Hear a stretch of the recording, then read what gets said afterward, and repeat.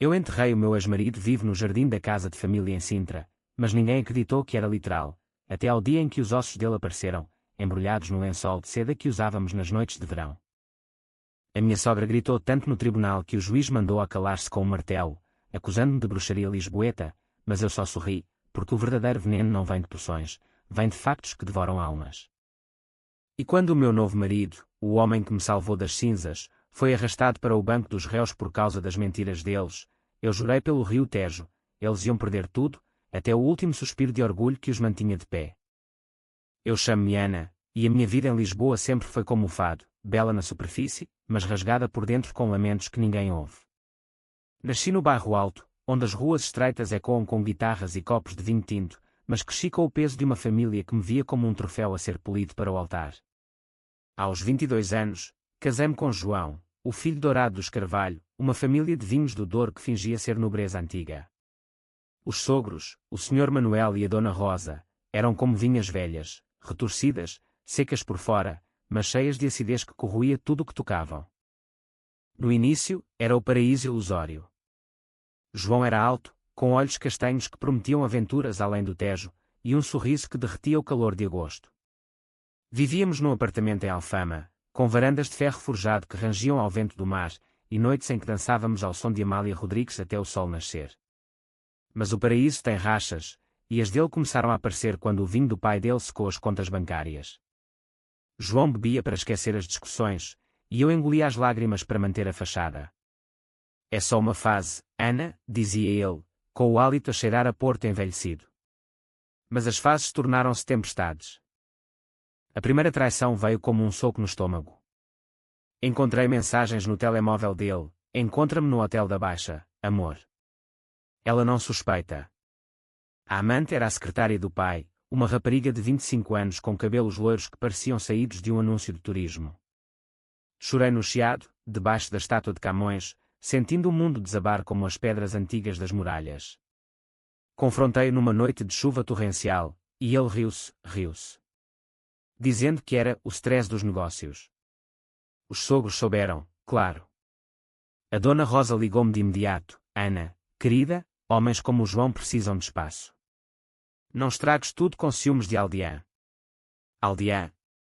Eu, que nasci nas veias pulsantes de Lisboa. Decidi perdoar, porque o amor é um vinho ruim que nos vicia. Mas o perdão tem um preço, e o meu foi a alma. João continuou, e eu fingi não ver, cozinhando bacalhau à brás para disfarçar as noites em claro.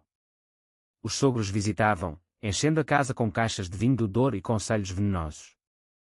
O Sr. Manuel, com a sua barriga de quem comeu o mundo, palmadava as costas do filho e pescava o olho. Homens erram, mas famílias como a nossa perduram. Perdura? A família deles era uma teia de aranhas, e eu era a mosca que eles queriam sugar seca.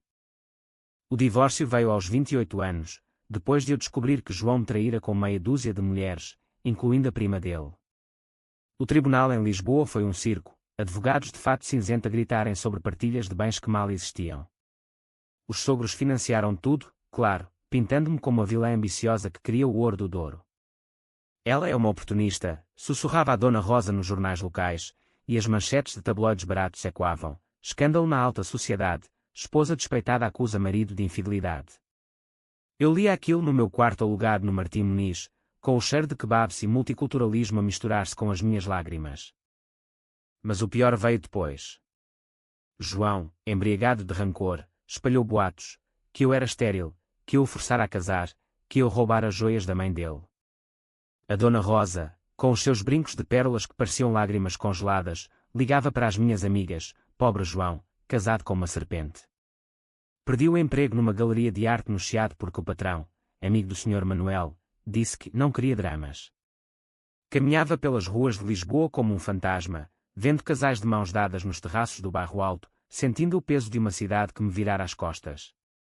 Foi nessa escuridão que conheci o Pedro.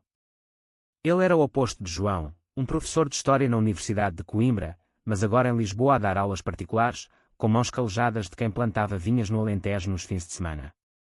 Encontrámo-nos num café em Belém, perto dos pastéis de nata quentes que derretem na boca como promessas. Ele ouvia, realmente ouvia, sem julgar. A vingança não cura, Ana, mas a verdade liberta, disse ele, com os olhos verdes como os azulejos das igrejas antigas. Apaixonei-me devagar, como o sol que aquece o Tejo ao amanhecer. Casámo-nos num registro simples em Cascais, com o mar Atlântico a testemunhar, e o mar sussurrava segredos de sal e liberdade. Pedro trouxe-me paz, mas os ex-sogros farejaram fraqueza. 2 meses depois do casamento, chegou a citação judicial. João acusava Pedro de interferência maliciosa no divórcio, alegando que ele me manipulara para destruir a família Carvalho.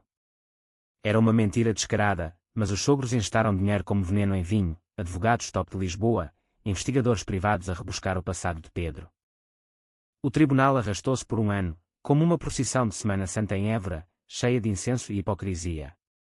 Cada audiência era um suplício, a Dona Rosa a chorar falsamente no banco das testemunhas, descrevendo-me como uma devoradora de homens, o Sr. Manuel a jurar que Pedro era um caçador de fortunas. João, magro e amargo como vinho azedo, mentia com a facilidade de quem pratica há anos. Pedro, o meu porto seguro, envelhecia a olhos vistos, noites sem dormir a preparar defesas, faturas de advogados que devoravam as nossas poupanças. Eu via o inferno nos olhos dele, mas o meu próprio demónio acordava. Em casa, em Alcântara, com o rio a bater nas docas como um coração partido, planeava. Não era violência física, isso era para os fracos. A minha vingança seria psicológica, uma dissecação lenta das almas deles, expondo as podridões que escondiam sob as aparências de família respeitável. Comecei por contratar um detetive discreto, um ex-polícia de Setúbal com cicatrizes de quem viu o submundo de Lisboa. Encontra tudo, João. Cada segredo, cada traição.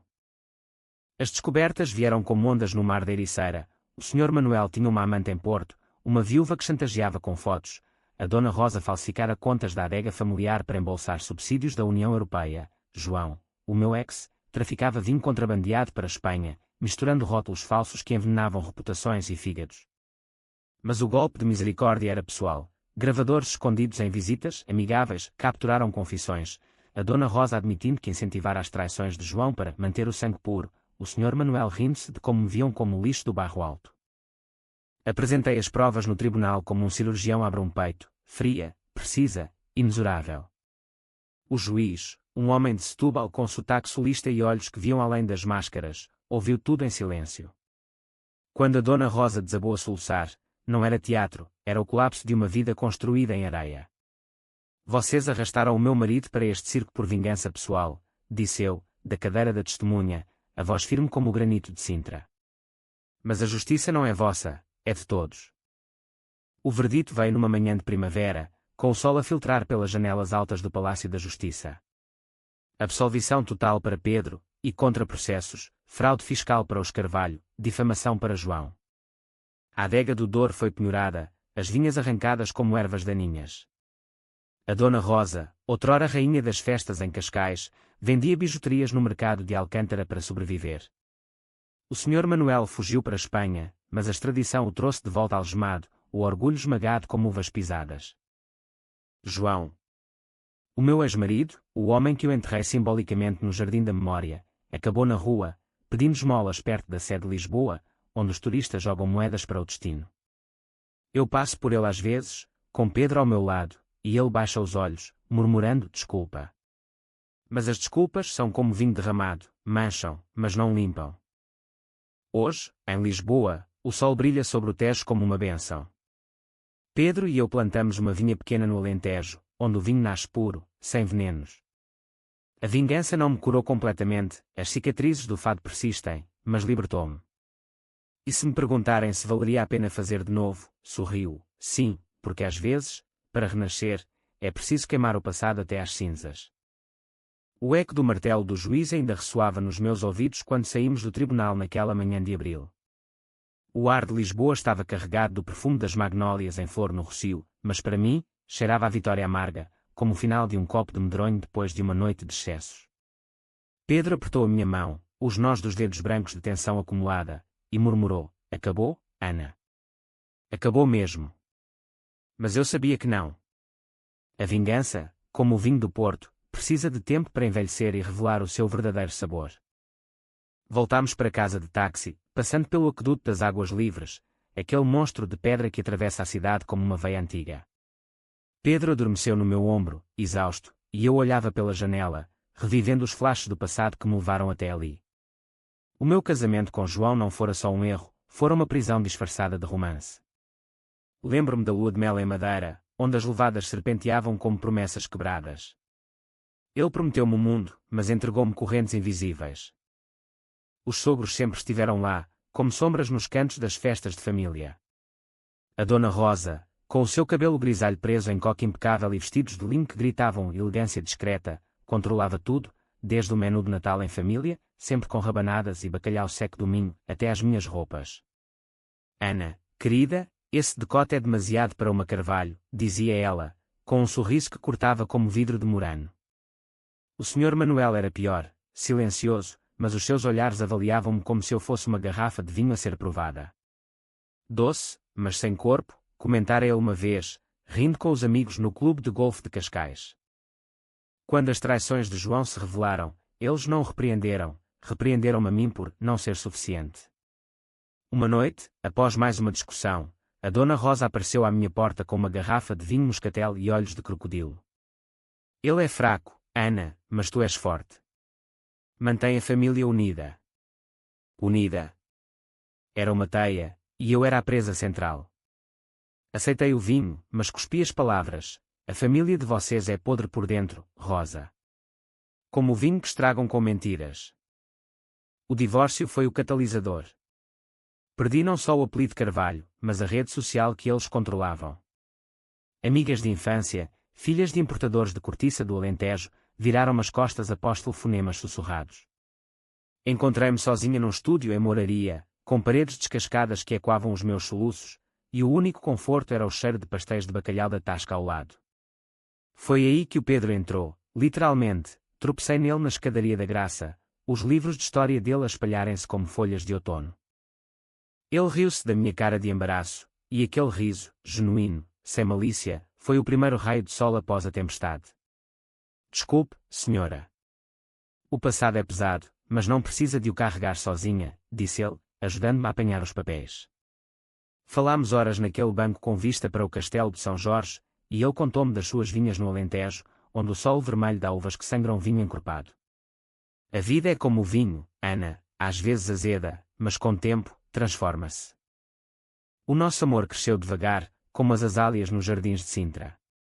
Ele nunca pressionou, em vez disso, levava-me a passeios pelo Tejo em barcos de recreio, onde o vento salgado limpava as feridas. Propusemo-nos numa praia em Oeiras, com o sol poente a pintar o céu de laranja, e o anel dele, simples prata com uma pedra de quartzo do Alentejo, sentiu-se como uma chave para uma porta trancada. Mas os Carvalho não descansam. A citação chegou por correio registado, selada com o brasão da família que eu tanto desprezava. Ação por danos morais e interferência indevida, lia-se, com a assinatura de um advogado de renome da Avenida da Liberdade. João alegava que Pedro me seduzira durante o processo de divórcio, roubando confidências familiares para me manipular. Era ridículo, mas os detalhes, datas inventadas, testemunhas falsas compradas com promessas de garrafas raras. O ano no tribunal foi um labirinto de minotauro. Cada sessão, no Palácio da Justiça com os seus azulejos azuis que pareciam ironizar a frieza do processo, era uma batalha psicológica. A Dona Rosa testemunhava com um lenço de renda na mão, choramingando sobre a destruição da nossa linhagem. Ela envenenou meu filho contra nós, exclamava, apontando para mim como se eu fosse uma feiticeira das lendas minhota. O Sr. Manuel, mais calculista, apresentava provas forjadas, e-mails falsos que supostamente mostravam Pedro a conspirar. Pedro aguentava, mas eu via as fissuras. À noite, em casa, ele andava de um lado para o outro, murmurando sobre injustiça histórica, comparando os Carvalho aos senhores feudais que exploravam camponeses no Douro. Eles pensam que o dinheiro compra a verdade, Ana. Mas a história julga os tiranos. Eu abraçava-o, sentindo o coração dele bater como um tambor de fado, e jurava em silêncio, eles pagariam. O meu plano de vingança nasceu numa noite de insônia, com o uivo dos gatos vadios de Alcântara a ecoar como lamentos. Liguei para o detetive, o Zé, um homem de 50 anos com bigode grisalho e olhos que viam mentiras a quilómetros. Quero tudo, Zé. Raízes, troncos, frutos podres. Ele cobrava caro, mas valia cada cêntimo, uma rede de contactos desde os portos de Leixões até as tabernas esquecidas de Trás-os-Montes. As primeiras pistas vieram rápidas. O Sr. Manuel tinha uma conta offshore nas Ilhas Caimão, alimentada por vendas de vinho adulterado, uvas misturadas com corantes para fingir envelhecimento. A Dona Rosa, envolvida num esquema de falsos seguros para a adega, reclamando prejuízos inventados após tempestades que nunca existiram. E João? João era o elo fraco. O detetive encontrou em motéis baratos na margem sul, negociando garrafas contrabandeadas com camionistas espanhóis.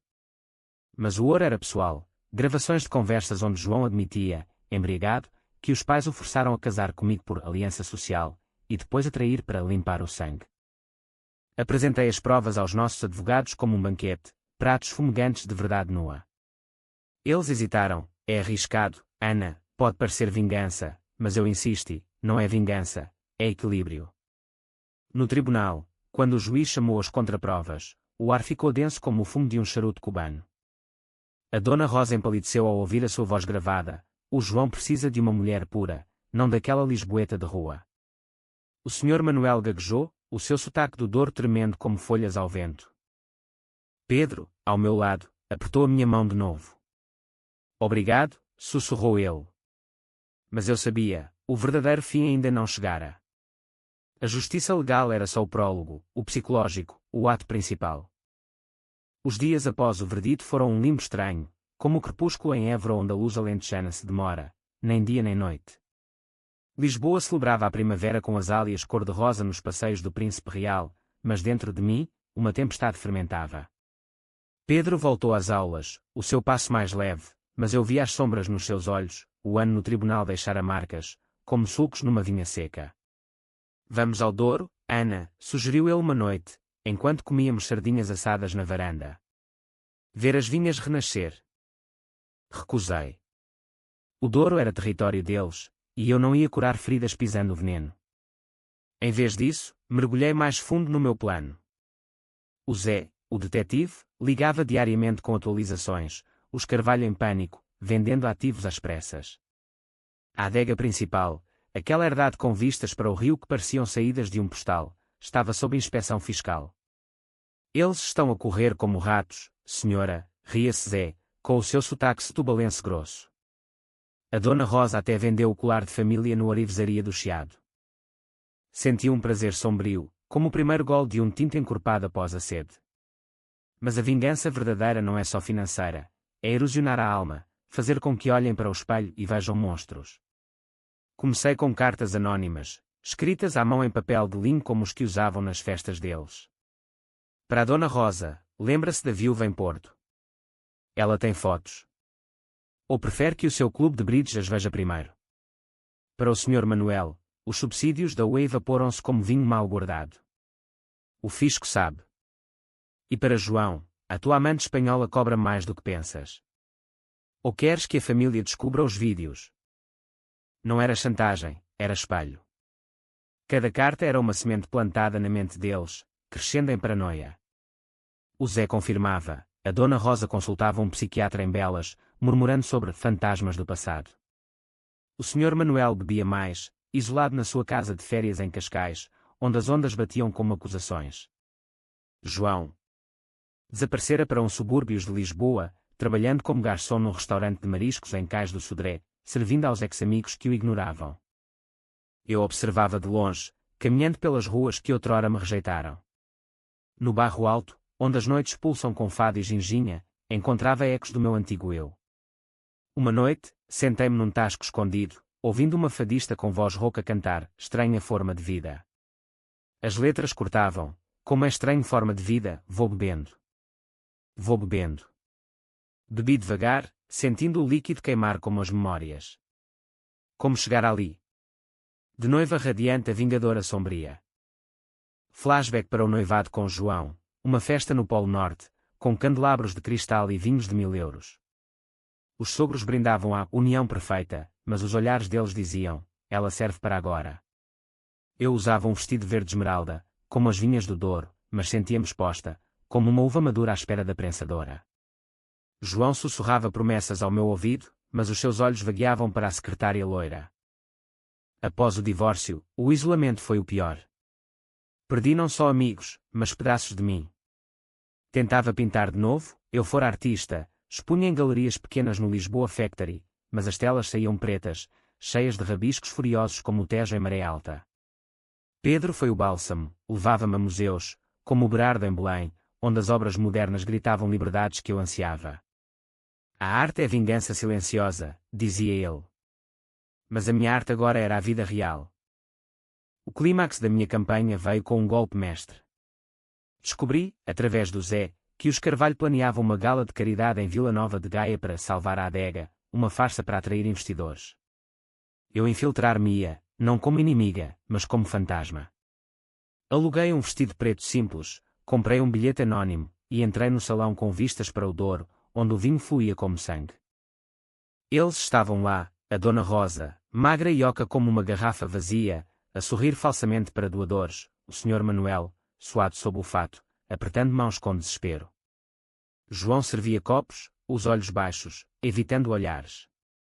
Sentei-me numa mesa periférica, bebendo Porto Tawny, e quando a Dona Rosa subiu ao palco para discursar sobre resiliência familiar, levantei-me. Resiliência, disse eu, voz clara cortando o burburinho. Como a que usaram para destruir a minha vida? O salão congelou. Ela empalideceu, reconhecendo-me. Ana. O que fazes aqui? Eu sorri, tirando do bolso um USB. Trouxe uma doação, a verdade sobre os vossos negócios.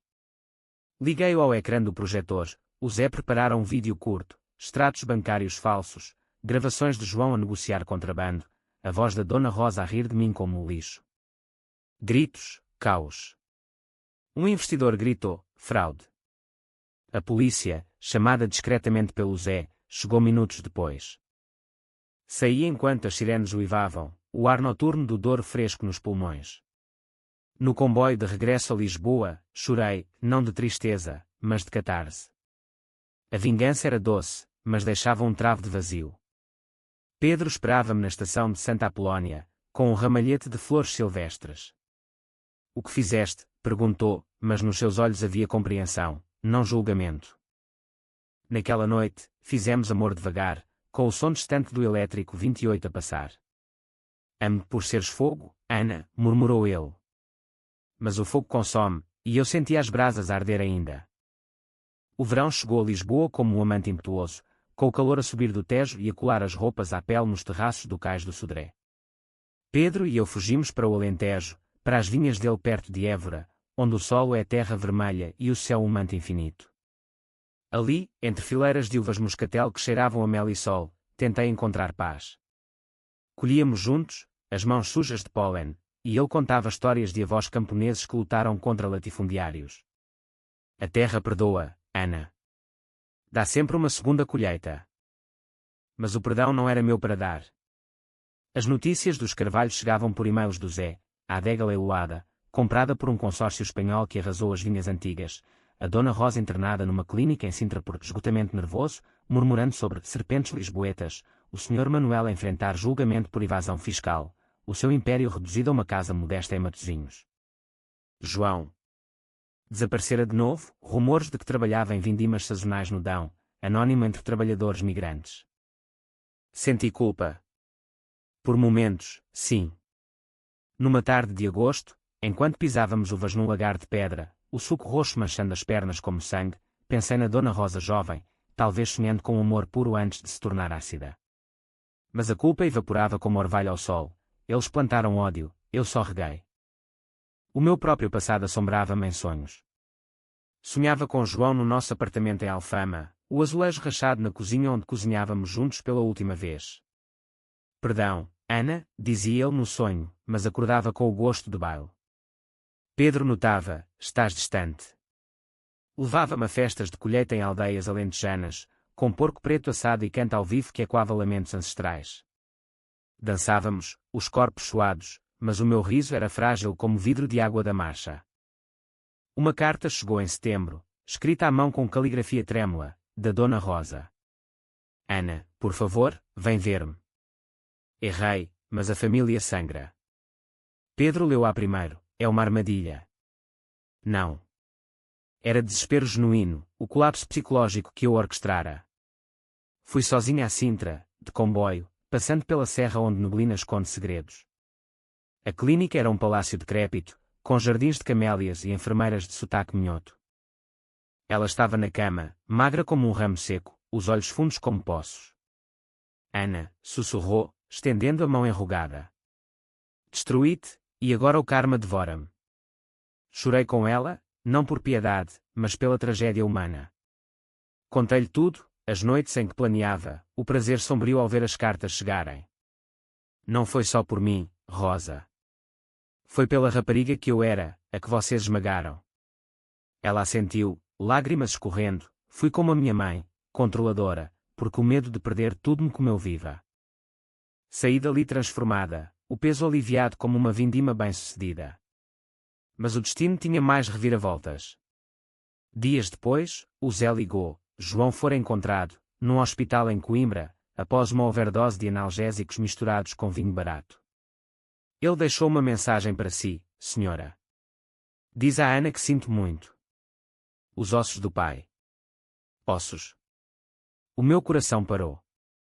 O senhor Manuel morrera na prisão, um ataque cardíaco, e João, em delírio, confessara algo enterrado. Corri para Coimbra, Pedro ao volante do nosso carro velho, o IP7 a desfilar como memórias. No hospital, João jazia pálido, tubos no nariz, o cheiro de desinfetante misturado com vinho azedo. Ana, murmurou ele ao ver-me. O pai. Enterrei no jardim de Sintra, após o escândalo. Pensava que era segredo, mas tu sabias. A tua enterrada viva. Rime, amargo, era metáfora, mas o destino torcia-a em profecia. Ele confessou tudo, o pai, envergonhado pelo julgamento, suicidou-se e o corpo foi escondido para preservar a honra. João, cúmplice, carregara o segredo como uma cruz. Vocês destruíram-nos, disse ele. Não, João. Vocês destruíram-se sozinhos. Eu só acendi a luz. Deixei-o lá, a recuperar, mas quebrado. De regresso, Pedro e eu paramos em Fátima, o santuário silencioso sob estrelas. Rezei pela primeira vez em anos, não por perdão, mas por paz. A vingança acaba aqui, disse a Pedro. Ele beijou-me, acabou quando queres, amor. Mas o outono trouxe o último ato. A imprensa pegou na história, Império do Vinho cai, segredos enterrados revelados. Os Carvalho tornaram-se sinónimo de decadência, um fado moderno de ambição cega. O outono em Lisboa é um poeta melancólico, com folhas douradas a cair nos passeios do Lumiar e o ar carregado de castanhas assadas nos quiosques do Eduardo VII. Pedro e eu compramos uma casa pequena em Telheiras, longe do centro, com um pátio onde plantámos uma vinha miniatura, videiras de toriga nacional que prometiam frutos em anos futuros.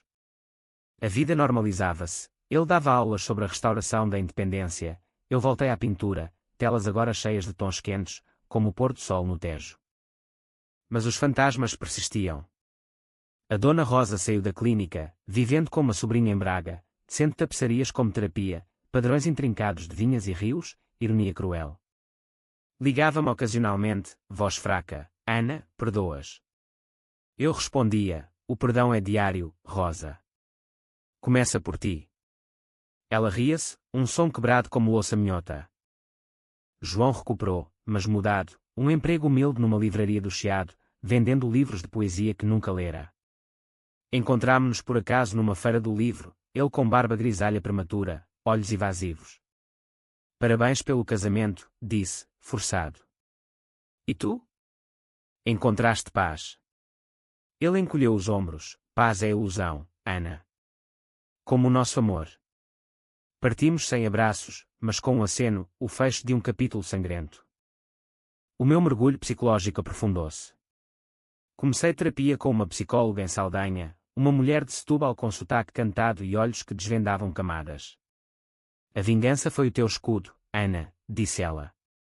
Mas debaixo, a raiva não processada pela tua própria família. Verdade, os meus pais, operários no Martim Muniz, viam o casamento como bilhete de lotaria, e o divórcio como falhanço meu. Escolheste mal, filha, diziam, com pão e azeitonas na mesa. Nas sessões, desenterrei, a infância no Bairro Alto, correndo entre tasquinhas de bifanas, sonhando com galerias em vez de fábricas. O casamento fora fuga, mas caía em outra jaula. A traição deles espelhou a tua, disse a terapeuta. Sentes culpa por não seres suficiente. Chorei, liberando o pus de anos. Pedro apoiava, cozinhando pratos alentejanos, migas com carne de porco, vinho da casa. Somos videiras entrelaçadas agora, dizia. Planejamos um filho, um herdeiro de resiliência, não de rancor. Mas o destino testou-nos, uma gravidez ectópica, dor lancinante no hospital de Santa Maria, o medo de perda.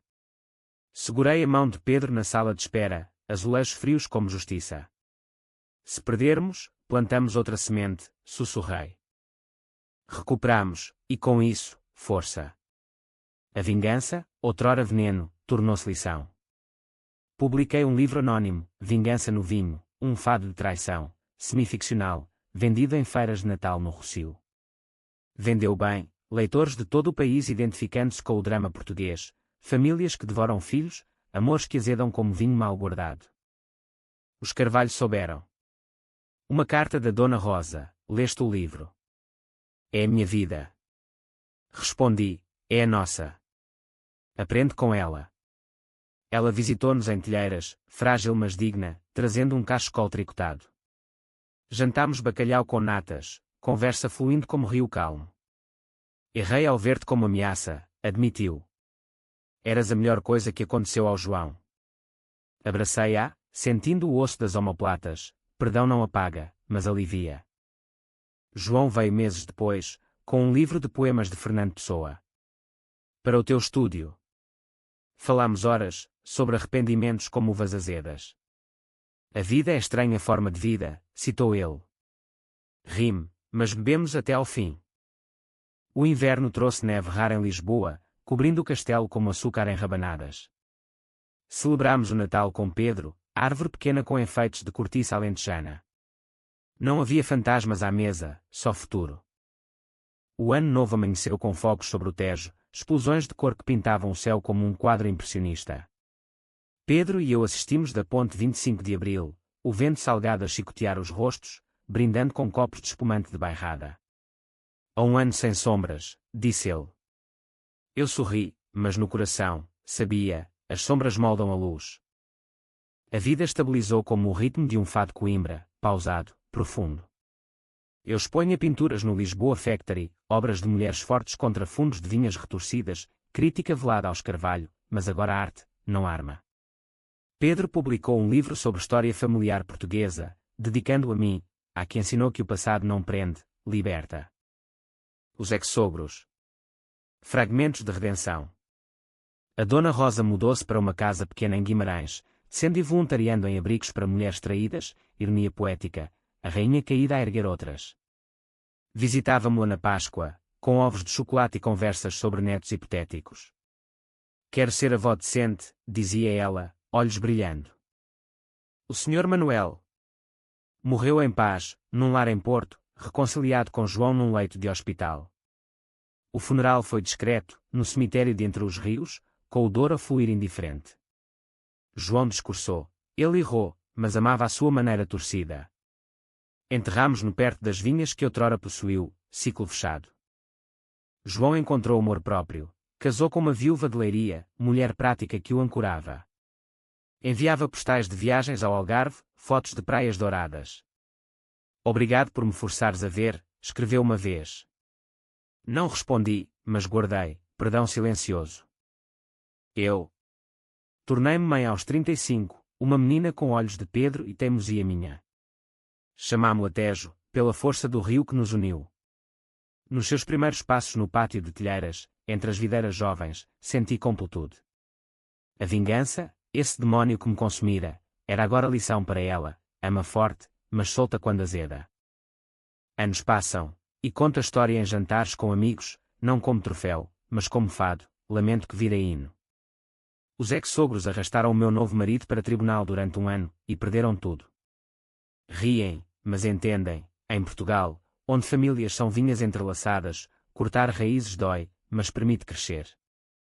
Hoje, caminho pelo Tejo com Pedro, mãos unidas, o sol poente a dourar a água. A cidade pulsa, elétricos rangendo, gaivotas gritando, vendedores de castanhas chamando. Sinto as cicatrizes, o divórcio, o tribunal, a dor, mas são medalhas, não correntes. A vingança ensinou-me, o maior poder não é destruir, mas reconstruir das ruínas. E se o destino trouxer mais tormentas? Bebo o vinho devagar, saboreando. Porque a vida, como o fado, é estranha forma, bebo, ergo-me, continuo.